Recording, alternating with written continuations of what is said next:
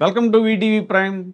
హైదరాబాద్లోని సిగాచి పరిశ్రమలో జరిగినటువంటి ఘోర అగ్ని ప్రమాద దుర్ఘటనలు పలు రాష్ట్రాల కార్మికులతో పాటు ఏపీకి సంబంధించినటువంటి వారు కూడా చనిపోయారు. కానీ ఏపీ ప్రభుత్వం వారి మృతదేహాల్ని వారి కుటుంబాలకి అప్పగించడంలో సరైన చొరవ చూపించట్లేదు అనేటువంటి విమర్శలు వెల్లువెత్తుతున్నాయి. సిగాచి పరిశ్రమ దుర్ఘటనలో మరణించిన క్షతగాత్రులైన బీహార్, ఒడిశా కుటుంబాలకు సహాయం చేయడానికి ఆ రాష్ట్ర ప్రభుత్వాలు ఉన్నతాధికారుల బృందాలను పంపింది. కానీ ఆంధ్రప్రదేశ్ ప్రభుత్వం ఆ తరహా చొరవ చూపడం లేదు. ఈ దుర్ఘటనలో 8 మంది ఏపీ వాసులు మృత్యువాత పడ్డారు. మరో 18 మంది తీవ్రంగా గాయపడి మృత్యువుతో పోరాడుతున్నారు.